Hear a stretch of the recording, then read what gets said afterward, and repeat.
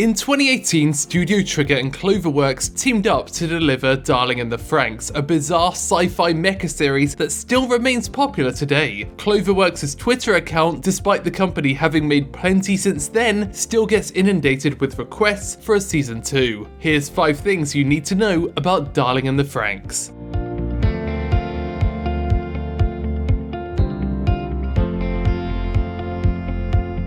Darling and the FRANXX's collaboration was a unique one. Sure, it's not exactly rare for 2 studios to work together, but this was less of a case of one not being able to create the show by themselves, and instead a case of combining the creative talents of Cloverworks and Studio Trigger. There was a lot of confusion about who was doing what, but in general, it really was a collaboration in the truest sense of the word. While a lot of the animation work was created at Cloverworks, Trigger was involved at every stage of the process, whether that be in action animation, design work, or concept development. There really aren't many shows like it.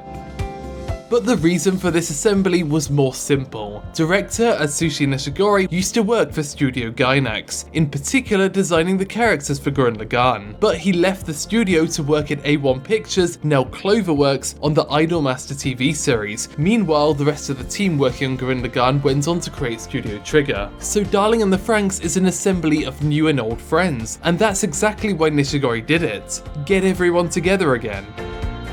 The characters were designed by Masayoshi Tanaka, most well known for his work on Anohana, but the rest of the creative team still had an input on the character designs. One point of focus was 02, the poster girl of Darling and the FRANXX, who they worked to make stand out. In fact, the way they achieved this was by kind of just adding more and more features to her until they couldn't add any more. Pink hair, eyeshadow, horns, the works. And it did work. She certainly stands out and became a fan favorite design.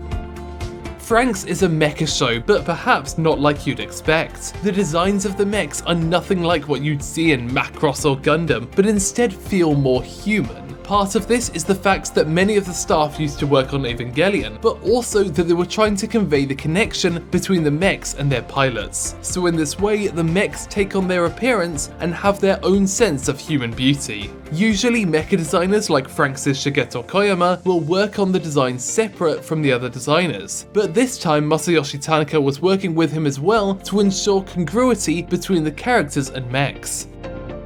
Darling and the FRANXX is an original anime written by Atsushi Nishigori and Naotaka Hayashi, but for those who were reading the manga version by To Lovery mangaka Kentaro Yabuki, they were in for a different kind of story. At chapter 37, the author started creating what he referred to as the ultimate what-if route. This meant that even if you watched the whole anime, there was still a good reason to read through the manga as well to get a different look at how the story could have gone. While a season 2 is unlikely, this is the best way to get more FRANXX. Thanks for watching OTAQUEST in Japan. Feel free to subscribe to find out more about the art and creation of Japanese pop culture.